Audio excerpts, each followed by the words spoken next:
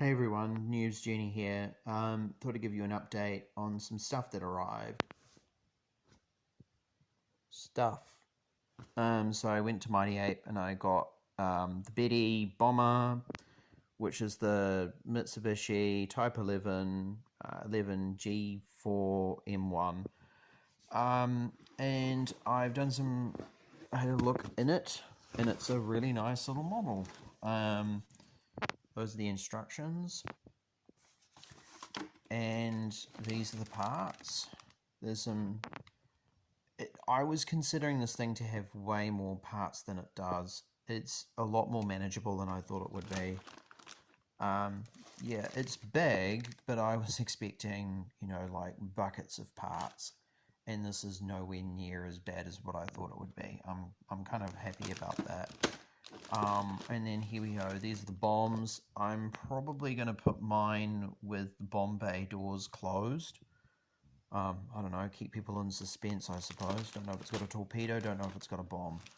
The canopy, it's quite nice. Lots of those. More wings. And then here we have the decals. They are pretty nice. This is a tamiya kit. So tamiya are really good. I haven't built anything of theirs that wasn't a plane. I remember I built a Chasmosaurus when I was a kid, and I've built a couple of their ships. I built the Yamato, I think, or the Musashi, I can't remember, but I built one of those. I've never really touched any of their other stuff. But Tamiya are pretty good. I've used a lot of their airbrush paints. Oh, they're okay. I don't brush paint with them though. They don't really work that well. I don't know. That might be me, but whatever.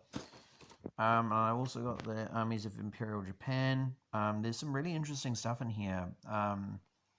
A lot of the stuff, if you ever consider getting into the Japanese, a lot of their stuff is metal and resin.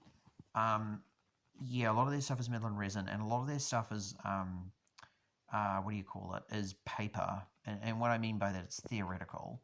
A lot of their stuff they didn't use in the battlefield, particularly when you get into like the real heavy hitting tanks. I think it's like the Honi. They weren't really properly used. So if you want to go like full historical, like you are going to run into problems. There is some really cool stuff in there that I think that would definitely make for some spicy playing. The bamboo spears are pretty good. I unfortunately didn't get them this week, but I'm probably going to get them next week.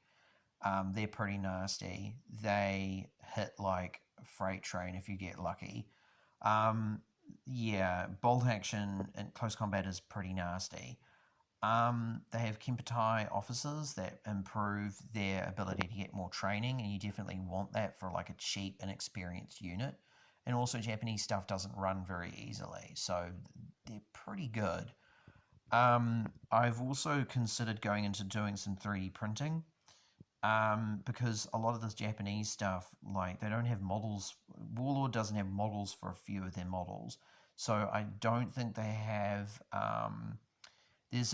I'm not exactly sure what it is in here, but they do get. I think it's like it's called. I don't know if it's a prime mover. I don't think it's one of those, but they do get a. Someone online put out some free STLs. The guy's on Patreon as well, if anyone's interested, on Thingiverse, I think it is. And if you want to donate to him, he put out all these Japanese vehicles, and like some of them are crazy, like a half track with this giant anti-tank gun. Anyway, he put out a video. He put out an STL for like this tractor. I think it's called. I think it's a prime mover, and it's sort of like, imagine that German tractor that would pull the 88 around, the SDK something, everything, all the half tracks, all of those are like that. But kind of like cut down and crossed with a Steyr. So if you were going to get a heavy howitzer, the Japanese get one. Maybe you could go down that road. So I'm thinking about going to do some 3D printing, and maybe pick up some of those. I'd love to get a tankette, maybe, I don't know, or buy the Warlord one, depending on how it goes. The Hargo is pretty cool. I'd love to get another one at some point. But yeah, what else was I going to say? I thought I'd give you a brief rundown of the Betty. The Betty was, I'm really looking forward to building this. It should be good for a laugh. The paint scheme that is on it is interesting, in the sense that,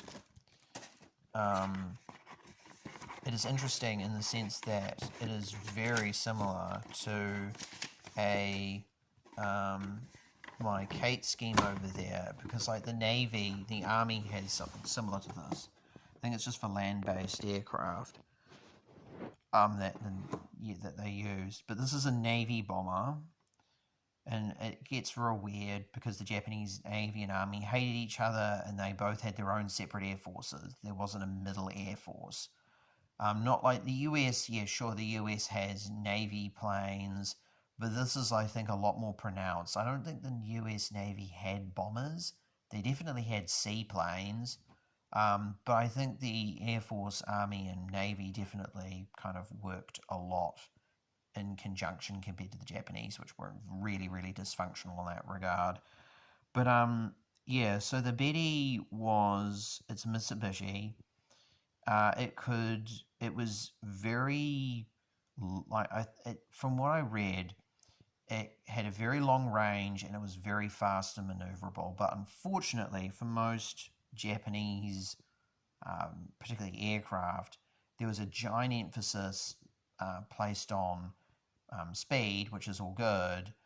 But the problem is that most Japanese stuff wasn't really that well armored. So these guys would go down if you shot them in the right place very easily, because their fuel tanks were external. I think they weren't protected in any way. So you shot them and they just went burst, exploded. These guys were also, well, these gals were also used as transport aircraft. One of these was carrying Yamamoto before he died, because he got shot down by the Americans in P-38s. I mentioned it in the last video. They shot him down. And what I didn't know at the time, of my last video, I thought everybody died on the flight, but apparently there was another high-ranking officer on the plane who managed to walk away from it. Yamamoto didn't. This plane is also the plane that flew the Japanese delegation in to sign the treaty to end the Second World War in the Pacific. So, I mean, it did see quite a bit of utility. The most famous action that these guys, I think, took place in was one of the more successful things that these guys took part in, and infamously too, because they were used in China, unfortunately, and we all know how that worked out. Unfortunately, they were used for a lot of war crimes. These guys were used in the bombing and sinking of the Prince of Wales and another support ship during the defence of Singapore in the earlier stages of the Second World War. They managed to torpedo it a few times, Prince of Wales, and Prince of Wales went down. These ships were all by themselves, didn't have air support. Yeah, sure, they have AA, but like AA can only protect you so much. They sunk two cruisers, I think it was, or battleships. I'm not exactly sure. Prince of Wales was. But they could drop torpedoes, they could drop bombs, loads of utility. As you can see, it's a really nice looking aircraft. Details pretty good. Not as, like I said before, not the parts on it aren't too bad, but yeah, I mean, it doesn't seem like it's going to be a real tricky build to do. I might look at spraying it. I'm not exactly 100% sure on that, but maybe someone can offer some advice in regards to that. But I'm either going to paint it this scheme, or I'm going to paint it with what do you I'm either going to spray it all that, and then or I'm going to paint it like this one here. I'm not exactly sure, but I think either looks pretty cool. There's some interesting ones in here. This is a land-based aircraft as well, and this is the markings from that. It's very similar to the Kate. The thing that my Kate's over there. The thing that I also at one point played Soviets. The thing that I find really interesting about this is the fact that this is the Navy who use this plane, but I've had a look at the AK Interactive paint set, and the this is very similar to the Army one in terms of scheme. The Navy one is different. Again, I don't think these kind of colors are in the Navy one. I'm not saying AK Interactive is wrong. What I'm saying is that, I don't know, like maybe there was a little bit of bleed over in terms of, who used what. The other thing which I learned from AK Interactive is that one of the differences, so you see this color here, I always thought that like all of the Army planes were like that kind of deep, I wouldn't say stereotypical Japanese green, but that very dark, beautiful green. The thing that I learned about that, and I didn't know this at the time, is that Japanese aircraft were kind of like olive drab, like olive Sherman drab, which I think is really interesting. Didn't know that before, but I don't think this is going to be too difficult to paint. The line down the bottom, I suppose, is kind of important, but like if you actually look really closely, you notice the detail on that.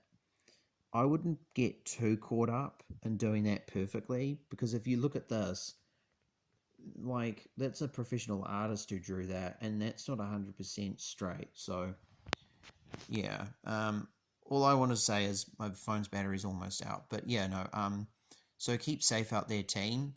And yeah, happy modeling, happy painting, and I'll catch you later, and hopefully with some Japanese bamboo spears. Alright, take care guys, bye.